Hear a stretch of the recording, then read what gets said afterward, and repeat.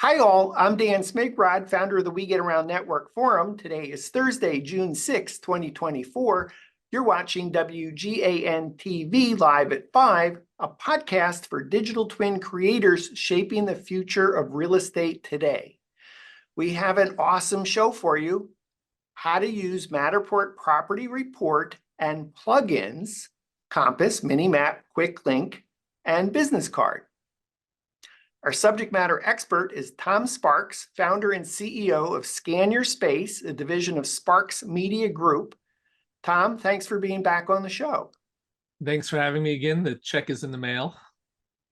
I look forward to it, but I think we've gone to Venmo. Venmo, okay. Tom, before we jump into the topic for today's show, tell us about Scan Your Space and Sparks Media Group. Sure. I started Sparks Media Group to cater to residential real estate marketing needs. We do everything from photography, videography, 3D virtual tours, property websites, virtual staging.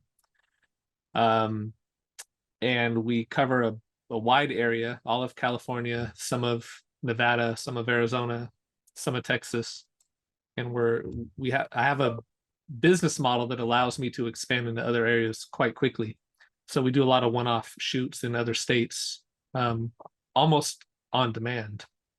So a client can get on the website and create an order, and we'll pretty much show up at the date and time they want us there, which has been great for business. So I started Scan Your Space to cater more towards the commercial hospitality market. So we do a lot of business offices, hotels, that sort of thing, warehouses, and similar services. But we also expanded into doing clear height, clear span measurements for warehouses. We do renderings. We do we get the data files to get the BIM files and CAD files made, and I have contacts that work on that sort of area where I'm not an expert at. So anyway, yeah, that's it. That's how I got into it. And your websites?